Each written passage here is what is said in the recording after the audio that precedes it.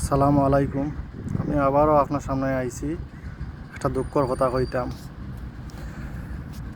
ও মাত্র খামো আইছি, প্রায় 50 ডিগ্রি গরম। তা শরীরে দেখানি অবস্থায় থাক জলের। দুবাই মিডল ইস্টের মাটিত ফুড ডেলিভারি কাজ করে যারা, তারা হইতে পারে কতখান কষ্ট। গরমের মাঝে জানে খালি ইয়ানফসি করে। ও কষ্ট মাঝে একটা খাম নাই এরপরে একটা অর্ডার আইছে, লইয়া গেছি কাস্টমারের 2 বিল্ডিং এ ব্লক আর বি ব্লক। তো এ বি দুইটা লেখা, ওটার লাগে আমি বুঝতাম পারছি না। ওটার লাগে আমি বি ব্লকও গেছিলাম গিয়া একটা অ্যাপার্টমেন্টও নিয়ে দিয়েছি অর্ডারটা, বুঝছেন নেই। ধর আমি লিফটও খালি ঢুকতাম পারছি না, আর কাস্টমারে ফোন দিছে তুমি রং লোকেশনের অর্ডার ডেলিভার করিলছ। পরে আমি আবার রিটার্ন গেছি, 1 মিনিটও হইতো না, রিটার্ন গেছি গিয়া নক করলাম। বেটা তো বেল দে রিং দে, বেটায় তো একটু বয়স্ক বেটা, অত বয়স না, 40-50 হইব বয়স। বেটায় তো আর দরজা খুলে না, রিং দিতে দিতে দিতে দিতে বেল দেই নক দেই, বেটায় আর দরজা খুলে না। পরে কিতা করলাম, বাক্কা সময় আমি অপেক্ষা হইলাম।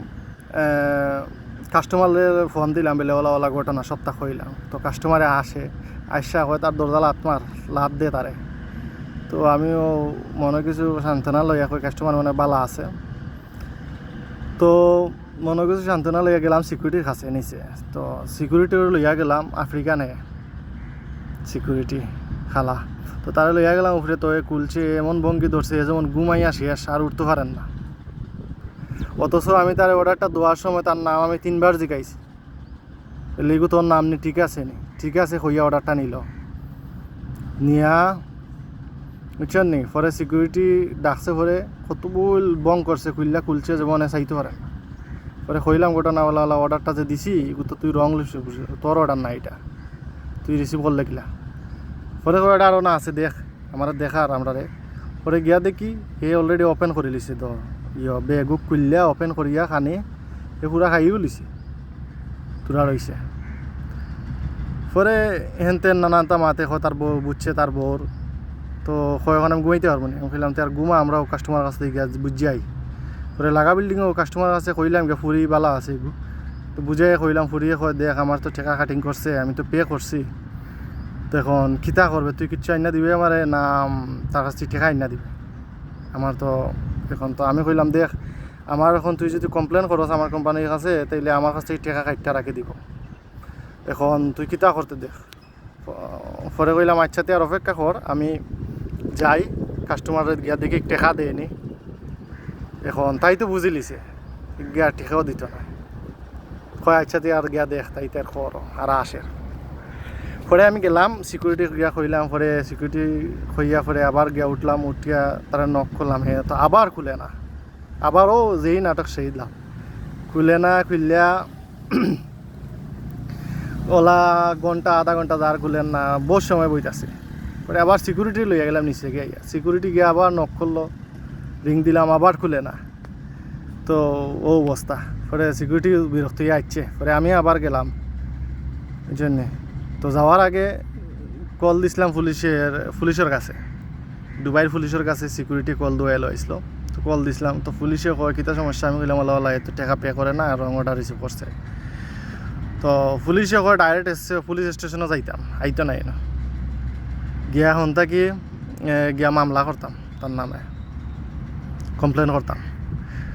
তো আমার কথা হইল গিয়া পুলিশ স্টেশনে যাইমু, যাইব বং সং কইরা কি লাভ, সময়ও নষ্ট হইব তারও আমারও হকলরও। তো যেহেতু ফাইমু আমার রুজি ইনকামের সময়, আমার রুজির সময় আমার সব তো যাইব, আমি ডিউটিতে আইছি। এই যে টেকা খানি প্রায় বাংলার 2000 টাকার, তো এই টাকা তো আমি মনে করো রুজিও করে দিতে পারবো। তো আর চিন্তা করিয়া না করিয়া আমি আর গেলাম না। পরে আবার হইতে লাস্ট বার মতো তারে গিয়া নখ দিলে উফরে গিয়া, ও মাই তারে গিয়া নখ দিছি উফরে গিয়া। এখন তো হে ফায়ার এবার হয়েছে, হ্যাঁ তুই তার ডিস্টার্ব করস খানে ঘুমাই আমি এই নি সেই নি। আমি কইলাম তো তুই তো পে করতে হইবে, তোর উচিত পে করা, কিন্তু তুই কুলিলিছস ব্যাগ। কয় আমার কয় তুই রং লোকেশন অর্ডার ডেলিভার করস কেন। আমি কইলাম আমি তোর 3বার নাম জিজ্ঞাসি, তুই তোর নাম কইছস সেই কইয়া তুই অর্ডার রিসিভ করছস।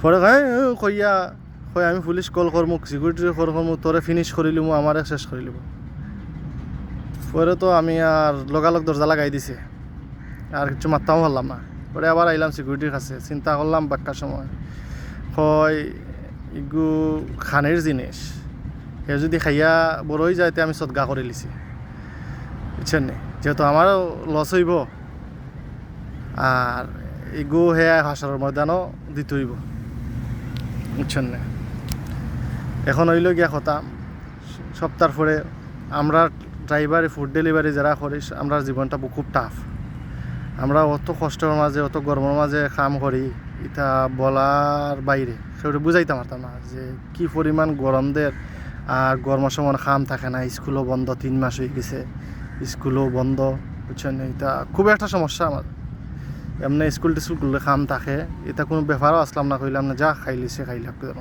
এখন খাম নাই ওটার লাগে কিবা কই দেখি টেকা উনটা পাওয়া যায় না গিয়া দেখছিলাম লস তো খাইলিছি খাম নাই ইয়ার পরেও লস খাইছি যাই কপালা আসলে কিছু করার নাই আর হইল গিয়া সবাই দোয়া করবা বুঝছেন নি আমরা ফুড ডেলিভারি যারা করি সবাই দেশ হোক ইউরোপ হোক মিডল ইস্ট হোক সব খানো খুব কষ্টরে হয় গত 4-5 দিন আগে আমি অ্যাক্সিডেন্ট করছি কইরা আমার আঁটুর বেদনা আমি লেংরাই কাম করে ওকে তো খাল বাগল গেছে কি তো হইল আমরা জীবন ও গরমের মাঝে 50 ডিগ্রি সেফটি লাগাইয়া বই থাকি বুঝছেন নি খামার অর্ডারও লাগে কিন্তু অর্ডার আয় 2 ঘন্টা 1 ঘন্টা পরে কিতা করবো আমরা তো রুজি করতাম ফেট চলতে হইব ও আমার পিছে খুব সুন্দর একটা জায়গা ওইলো miracle garden Dubai miracle garden খুব সুন্দর একটা ওটার ভিতরে জায়গা হাজার হাজার ফুল হাজার হাজার বিমান আছে ফুল দিয়ে বিমান বানাইছে মিরাট বিমান বুঝছেন তো আসসালামু আলাইকুম ভালো থাকবা দোয়া করবার সাথে থাকবা সবাই